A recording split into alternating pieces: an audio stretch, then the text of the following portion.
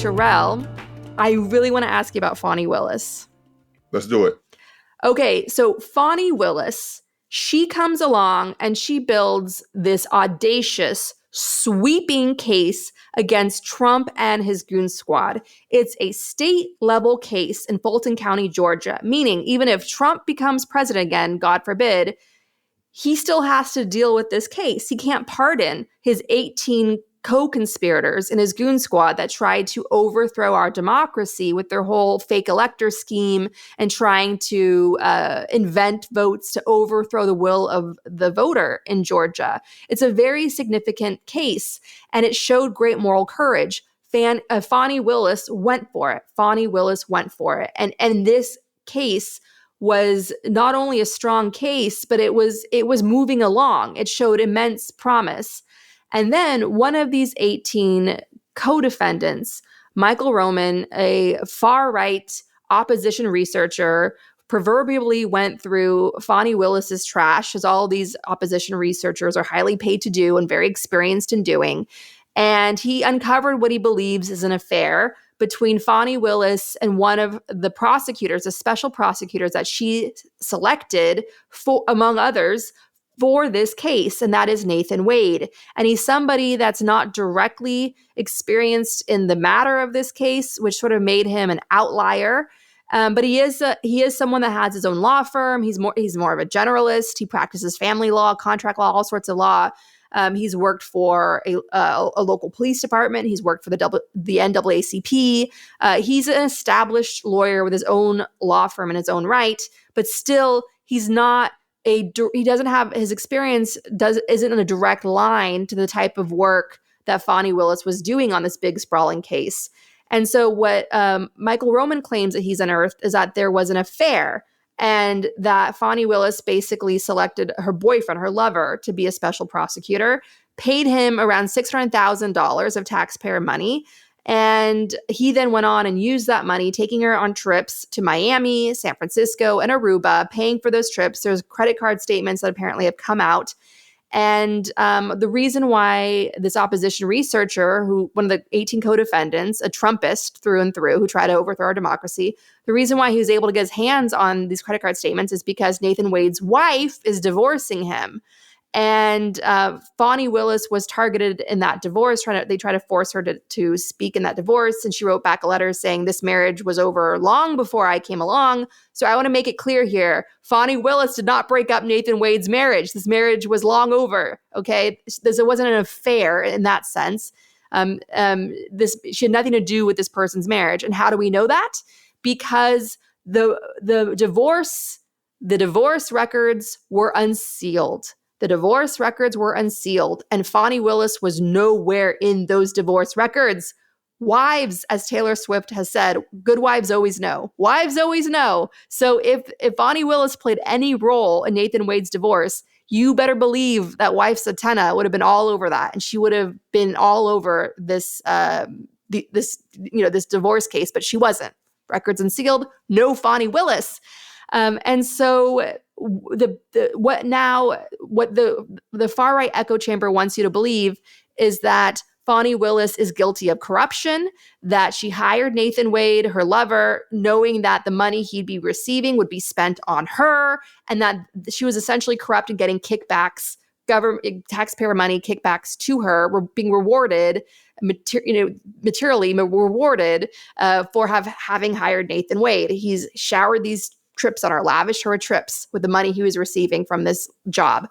Now, and you even have wonderful legal commentators who I adore, like Eli Mistal in The Nation, writing how he wants to believe Fani Willis, he wants to cheer for all Black people at all times, but in this case, it does reek of corruption, but that she should stay in her role and let the voters decide, because she's up for a re-election this fall, which I think makes sense. But what I hold what I draw the line on, I don't think this is a corruption scandal. I just think Fani Willis was thinking with her dick. I think when she hired, I think Nathan Wade is a successful lawyer in his own right. He's got money, his own money. He didn't need this money to shower on her. I think everyone who has doubts about this case should look up Nathan Wade's private practice and look at his photos on the website of his private practice, this man wears fancy suits. This man makes his own money. This man has his own money. He didn't need this job from Fani Willis, right? For whatever reason, she hired him. And again, maybe because she was love bugged, she was blinded by the dopamine and the pheromones in her system or whatever, and she wasn't thinking clearly. Sure, lack of judgment. Yes, to be clear, Nathan Wade should resign to make this noise go away. Absolutely. But so what are your thoughts on this, Terrell? I'd love for you to give your view on this. At the end of the day, this is much ado about nothing. So I think that the most that we can charge her with in a court of public opinion is making a bad judgment call personally. But there's nothing legally that makes whatever we're talking about germane to the case in regards to does this negatively create some bias towards Trump, or does this impede in the proceedings in any type of way? That doesn't happen. Another thing that's important to note is that while we all suspect that those two have a romantic relationship, they have not officially responded to these claims, even though it's widely believed that they do have some romantic relationship. But then also, the just because this gentleman may not have the background that's specifically germane to political corruption, et cetera, it doesn't necessarily mean that he's not qualified. So that's a big difference. And so I do respect why people I wouldn't say respect, I can see why people would say that it's a corruption issue, but it's not corruption because she didn't do anything to weaken the state. She didn't do it. It's not cronyism. She hired someone for the job who if we are to believe the speculation, that she has some type of romantic relationship with. Now, at most, the bar can place sanctions, or they can do something to the effect of, charging her with fines or whatever. But I think we also have to have a larger conversation about what it's like when people in her profile and people who are doing this high level stuff, how much humanity are they allowed to have? And I'm not saying this just because she is a prosecutor who I hope can put together a case that will eventually convict Donald Trump, and hopefully he can go to jail. I do hope that. But even if this was a Republican, I would have the same view, because ultimately, I think that if we overthink or if we misplace our dissatisfaction with her choice, then it's not going to help anyone. And so, Fani Lewis, again, she may have been thinking about, hey, this guy gives me the good, what? Like, if we really want to go there, like we can even think about that. But, she has a right to be a human being. She has a right to have her own personal life. I think because this is such a consequential event, and also we can't ignore the fact that this is a Black woman who has long been targeted. And so this particular instance may have been, it's just that major, aha, we got her. And so people are trying to run this. And I think that a lot of us, particularly Black people who may overreact to it, we have this thing in our community where if we're doing something important, we have to be perfect.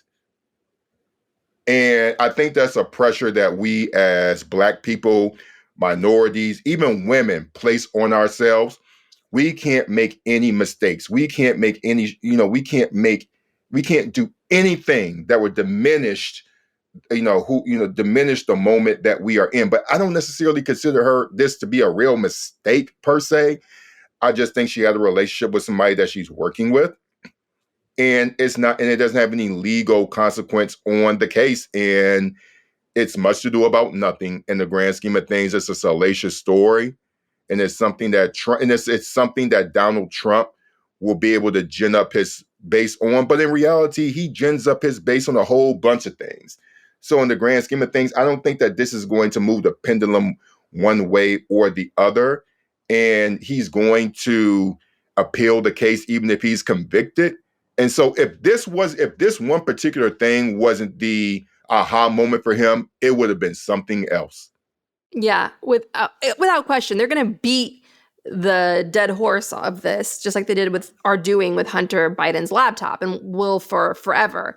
Well, for the rest of our lives, we'll be hearing about Hunter Biden's laptop. And this is just another meme for them, for their Fox And News Hillary's echo chamber. emails. Exactly. And the reason why I'm really pushing back against this, all the disinformation out there over Fani Willis, is because I was in the center of the storm over my sister's story when Paul Manafort, right-wing operatives like Paul Manafort and others, like all these opposition researcher types, tried to flip the script and say that it was Ukraine through my sister that was hacking the election for Hillary Clinton and my sister's Ukrainian Illuminati.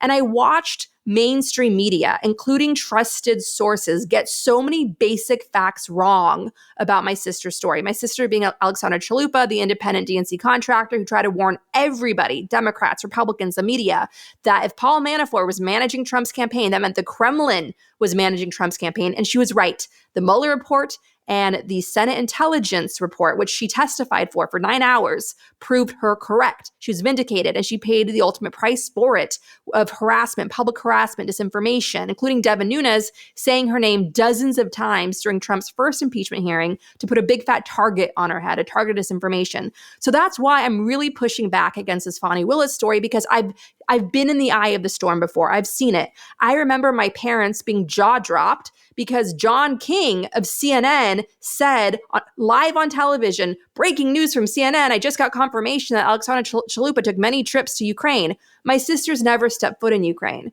Never stepped foot in Ukraine. So the mainstream media got so much wrong about her story, and that damage was done. They planted this seed. They manipulated people into thinking that my sister did something wrong when she never did. She never did. All she did was stick her neck out, risk her life and career to try to wake people up, to warn them that the Kremlin was hijacking our democracy through Donald Trump, and she was right. And so with this Fani Willis story, I'm trying to pump the brakes and be let's slow down here and let's recognize the stink of disinformation for what it is, and really speak through this, talk through this, and have this conversation.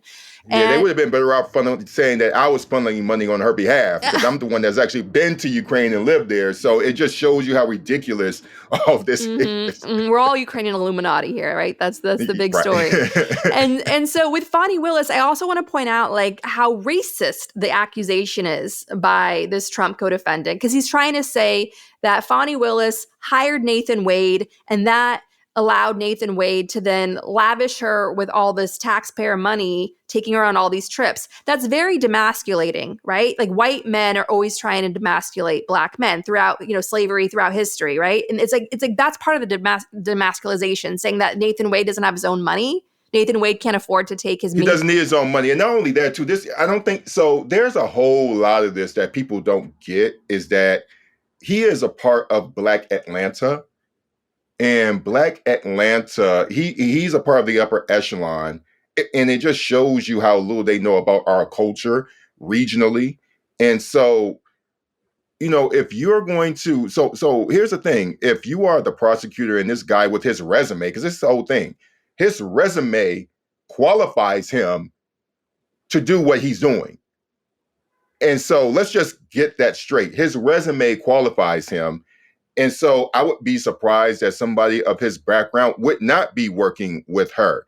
Now, again, the whole conversation about them having a relationship, it's meh, whatever, right? So I think that people are wrong and they're upset about the wrong thing. And I think that all of us, we can't allow these bad faith actors to pull us into their mess, right? We have to stay focused, and we can't get into the sensationalism of the news cycle that pulled your sister into it and fall for it, because those are really powerful forces. It's like going against a tide, and you have to be strong enough to resist it, because people just coast with the tide because it's the convenient thing to do.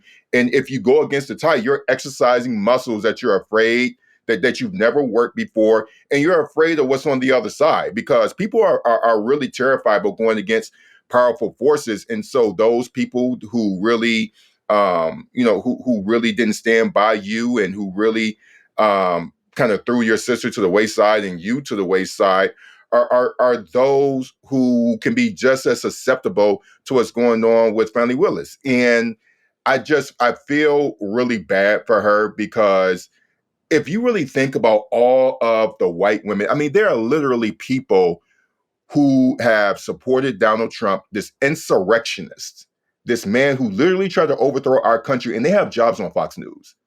One of them is the governor of fucking Arkansas. And you want to, and I'm talking about Sarah Huckabee, and you have the unmitigated gall to approach Fani Willis, all because she may have had some romantic relationship with a man that happens to be working with her and whose role on her team is inconsequential to the proceedings of the case, which is the only thing that we need to be asking ourselves.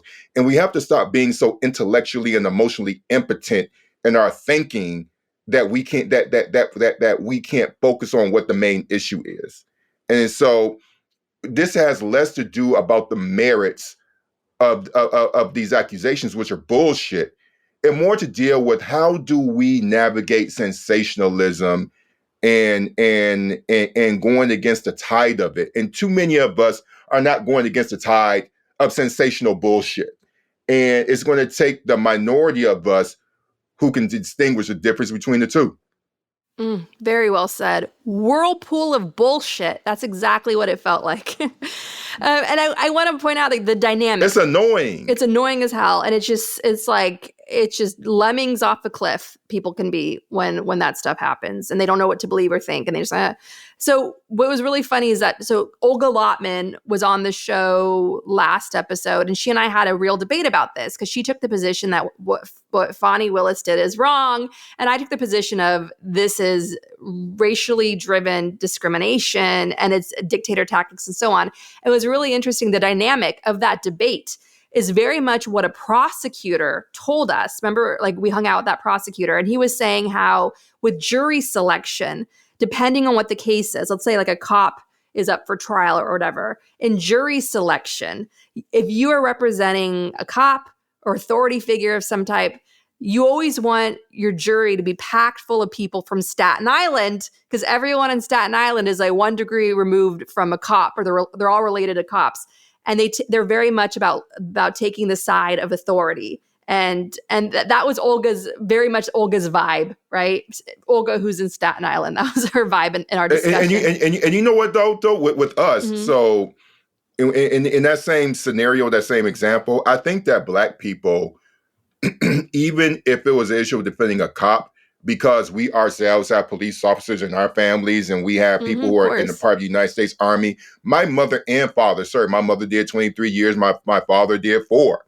But we have the intellectual and emotional dexterity to realize, okay, we understand the imperialism and the colonial projects that our U.S. military presided over.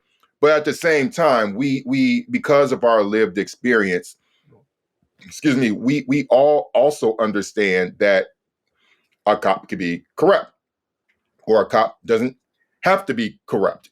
And I think because we've never had the luxury of sitting on one side of the other, that we would exercise a bit more maturity in how we evaluate these things. Which is why I'm telling you, in most Black circles, people are having a conversation about, here they go again. And because I'm telling you, no one that I know is really talking about this. No one Black is looking at this oh my God, Ella, who I definitely respect, but most people are not looking at this oh my God, she did this thing. There are a few, but generally speaking, there are plenty of people, regardless of what race you are, who've been in a similar situation. And the number one thing that you do is to look out for, am I doing something illegal? Because that's the main thing. And I'll end with this. Do you think that she's actually stupid enough to know, with all the eyeballs that are on her, that she would do something that would legally jeopardize her case? I don't think that she is that stupid. That is the thing. So it's insulting on that fact alone, that she's having a relationship with somebody who eventually I think that people would know what they would find out, but that they would think that she would do something that would jeopardize one of the most consequential cases in the history of this country, all because she wanted to get sex from a man who if my understanding of her is what I think it is, she can have her pick of the land based on who she is and what she's about in Atlanta. She has plenty of men to choose from. So I just wish that people would just get beyond this sensational whirlpool of bullshit and stop playing their game and start playing the bad faith actors game and really train their minds and train the rest of us to focus on what the subject is. Because until people who are in positions like us, who can really break this stuff down, explain to the general public who don't have the bandwidth to read all this stuff like we do, like until we can get them to really focus on what the task is at hand, then the sensationalism is going to win, and the even-tempered, disciplined, intellectual view of this stuff is going to subside, because the sensationalism is the easiest thing to do, and it'll take over people's minds, and it leads to fascist people going neck and neck against democracy. So I just had to add that. And I predict that Fani Willis may even be reelected, because the voters of Fulton County, Georgia, are going to understand the stakes in her case. And they're going to understand that the noise, the disinformation machine targeting her, underlines the importance of her case. And what she did, it's all the legal experts are saying there's nothing illegal here. It's like there was a romance. It very much looks like a romance. I'm sorry, but you don't go together on trips to Miami, sultry, sexy Miami, romantic San Francisco, and Aruba unless there's something there, right? So I do agree with the noise machine that there's very clearly a romance in the air. I mean, look at Nathan Wade. He's a dapper man. He's a well-dressed, successful man. Like, he's a catch, And so Fani Willis is a human being, and yes, like they should do the right thing by having him step down. He's made his mark on this case. He was one of many special prosecutors. He contributed to democracy in a very meaningful way. He should step aside for the good of the woman he loves, if he hopefully does love her. God, look at me! I'm like getting really okay. I need to stop going down that. It's but let's keep it there. But you're right. But let's keep it there. And so all this stuff, because what I'm telling you, if it wasn't for you bringing this up, and I'm happy that we're talking about it, but if it wasn't for you mentioning this, I wouldn't have even thought to talk about it. That's how inconsequential I think this is, because I don't like giving credence to bullshit. That's what this is. This is 24. Again, if this was a Republican, I would say the same thing, because we have bigger shit to worry about other than who's fucking who. I'll always make time to worry about that, but mostly just with you off the air. But yeah. But let me just end it on this, just to remind everyone the real black, rotten heart of this story. And I'm going to illustrate it by playing this clip of Trump accepting his victory in the Republican New Hampshire primary by threatening Viktor Orban dictator tactics. Viktor Orban, the Hungarian strongman, notoriously uses lawfare, legal means, to audit the hell out of his opponents, to legally go after his opponents, breaking them down financially through this legal lawfare where they have to lawyer up, spend all this money just to protect themselves from the state. That's how dictators, strongmen operate. They get you with investigations that are just nonsense, banana republic investigations. And so here is Trump threatening Nikki Haley with strongman-style investigations meant to intimidate her to back out of this race. So let's play this clip now and understand that what you hear is very much at the heart of what they're doing to Fani Willis as well. These are very dishonest people, and you're always fighting them. And just a little note to Nikki. She's not going to win. She's not going to win. But if she did, she would be under investigation by those people in 15 minutes. And I could tell you 5 reasons why already. Not big reasons. A little stuff that she doesn't want to talk about. But she will be under investigation within minutes. And so would Ron have been. But he decided to get out. Now, Vivek, I don't think would be at all, because he's perfect, right?